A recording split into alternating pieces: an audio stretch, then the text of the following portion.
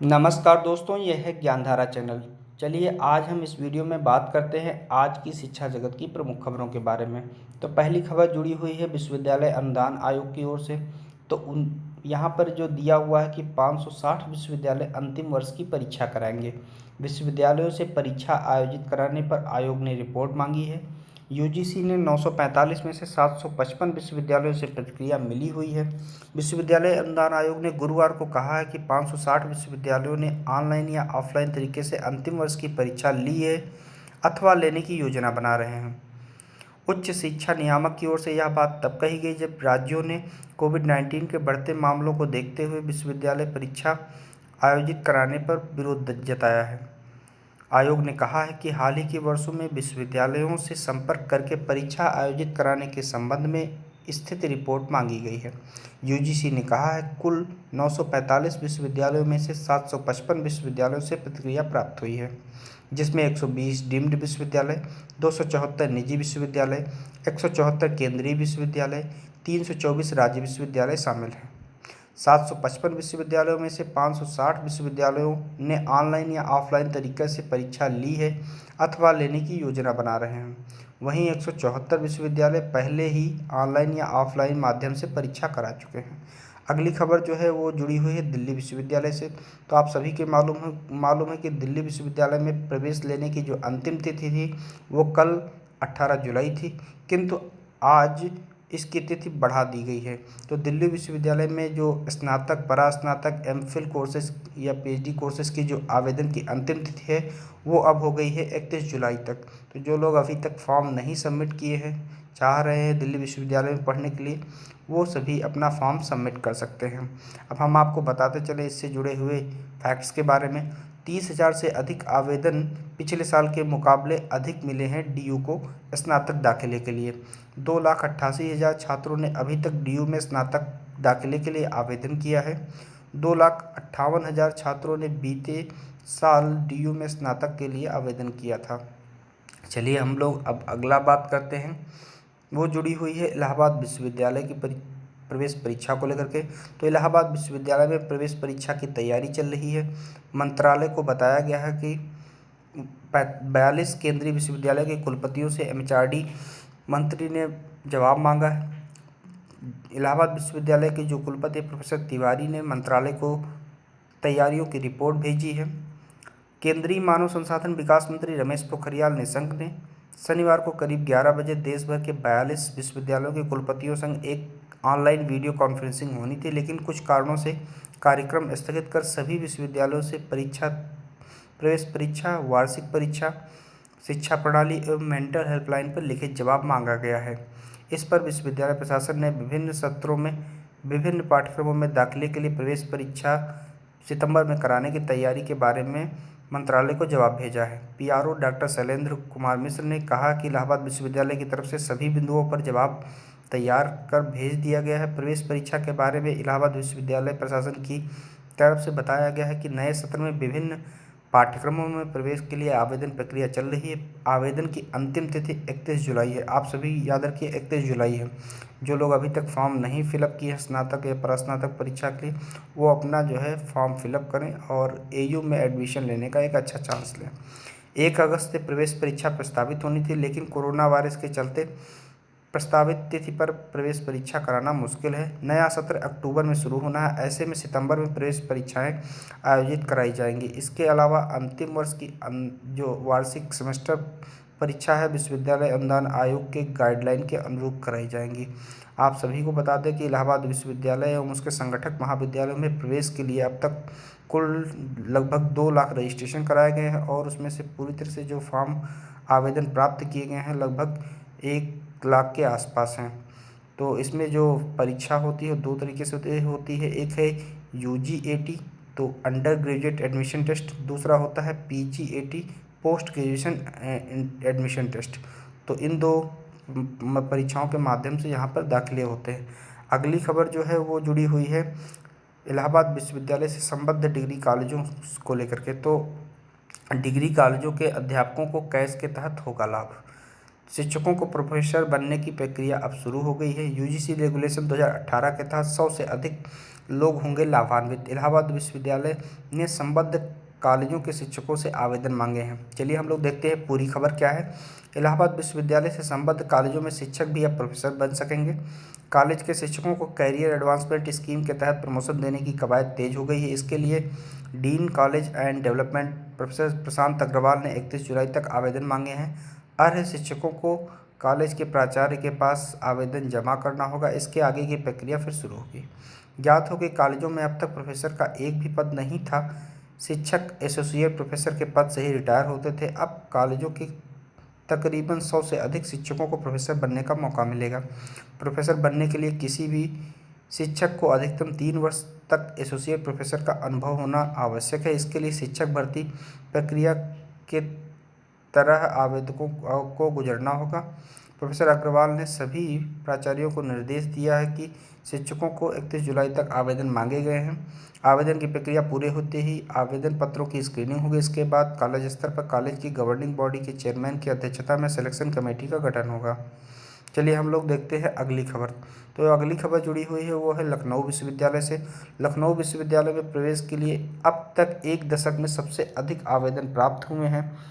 तो आप ये खबर देख लेते हैं। प्रोफेसर आलोक कुमार राय जो कि कुलपति लखनऊ विश्वविद्यालय वो क्या कहते हैं। छात्र प्रवेश लेने के पहले मूल्यांकन करते हैं। जहां उन्हें बेहतर गुणवत्ता मिलती है उनका रुझान होना लाजमी है।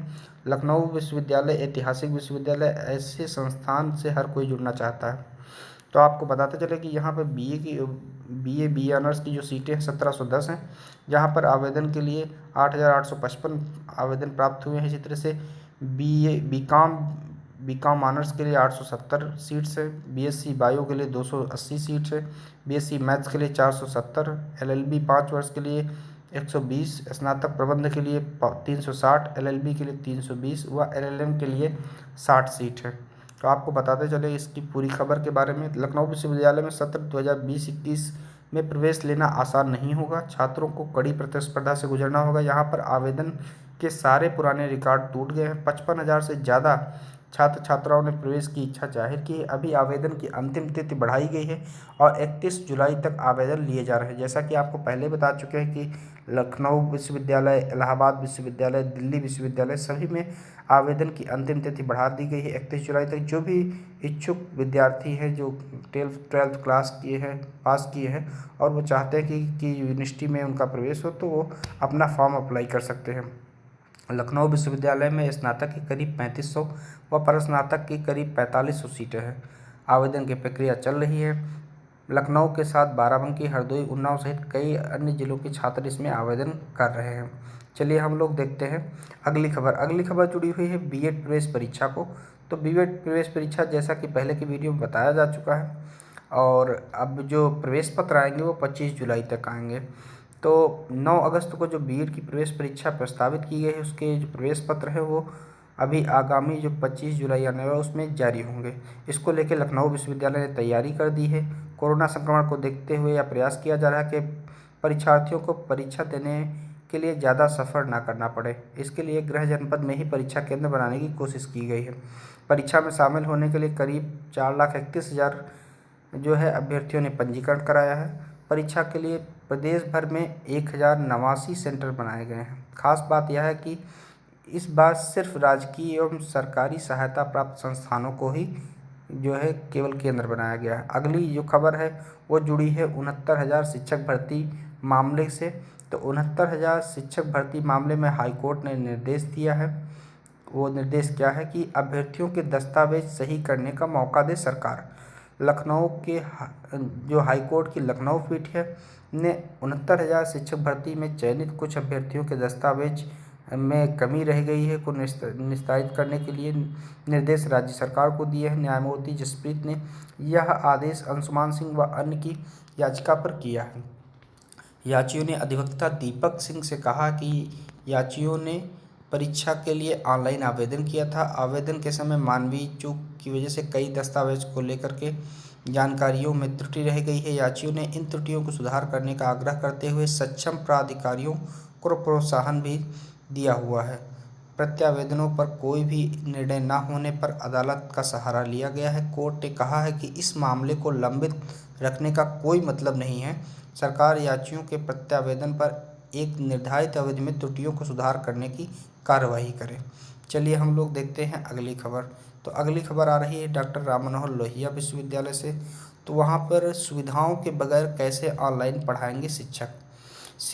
ये खबर जो है प्रोफेसर एस के भटनागर की तरफ से है कि शिक्षक पिछले सत्र की तरह पढ़ाएंगे। ज़रूरत हो तो विश्वविद्यालय के कंप्यूटर रूम में पढ़ सकते हैं। नए ऑनलाइन कोर्स प्लेटफॉर्म लेने की चयन प्रक्रिया चल रही है। जल्द ही नया प्लेटफॉर्म उपलब्ध कराया जाएगा। डॉक्टर राम मनोहर लोहिया विश्वविद्यालय राम मनोहर लोहिया राष्ट्रीय वित्त विश्वविद्यालय के कुलपति ने 21 जुलाई को ऑनलाइन शिक्षक जो पढ़ाई है उसके निर्देश दिया था, लेकिन इस फरमान पर शिक्षक खासे नाराज हैं। उनका कहना है कि ऑनलाइन पढ़ाई के लिए विश्वविद्यालय प्रशासन ने कंप्यूटर समेत अन्य बुनियादी सुविधा उपलब्ध नहीं है। नया सत्र 21 जुलाई को शुरू हो रहा है। इसके लिए विश्वविद्यालय प्रशासन ने पढ़ाई का कार्यक्रम जारी कर दिया है। शिक्षकों का कहना है कि वह ऑनलाइन पढ़ाई कैसे कराएंगे, ना लैपटॉप है ना ऑनलाइन पढ़ाई के लिए प्लेटफॉर्म।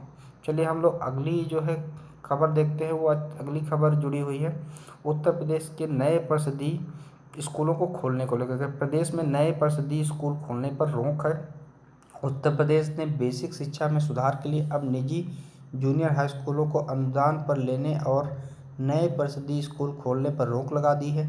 इन स्कूलों में घटती छात्र संख्या और केंद्र से कम मिल रहे बजट के चलते यह फैसला लिया गया है।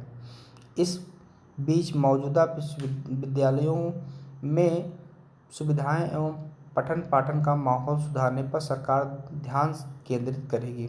अपर मुख्य सचिव बेसिक शिक्षा रेणुका कुमार ने इस संबंध में आदेश जारी किया है। शासन स्तर पर विचार विमर्श के बाद यह पाया गया है कि छात्र संख्या के आधार पर शिक्षकों की तैनाती की जाए। छात्रों की संख्या बढ़ाने के लिए छात्रों और शिक्षकों की नियमित उपस्थिति के साथ बेहतर पढ़ाई व्यवस्था हो।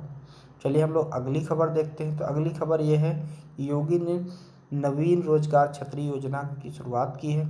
उसमें आर्थिक समानता जो है उन्होंने बताया कि आर्थिक समानता सामाजिक समानता का आधार है। इसीलिए जो है 3484 लाभार्थियों के खाते में 17 करोड़ से अधिक रुपए ट्रांसफ़र किए हैं। जो नवीन रोजगार छतरी योजना है ये मुख्यतः जो है पंडित दीनदयाल उपाध्याय स्वरोजगार योजना के तहत है। और हम लोग देखते हैं कि यहाँ पर योगी आदित्यनाथ ने कहा कि अगर अनुसूचित जाति से जुड़े बंधु आर्थिक रूप से समाज की मुख्य धारा से जुड़ जाएंगे तो सामाजिक रूप से उनका भेदभाव का दुस्साहस कोई नहीं कर सकेगा। अगर आपको आज की ये खबरें अच्छी लगी तो कृपया चैनल को सब्सक्राइब करें। इस वीडियो को अन्य लोगों को शेयर करें जो लोग इसको जानना चाहते हैं, और लाइक करें। धन्यवाद। जय हिंद, जय भारत।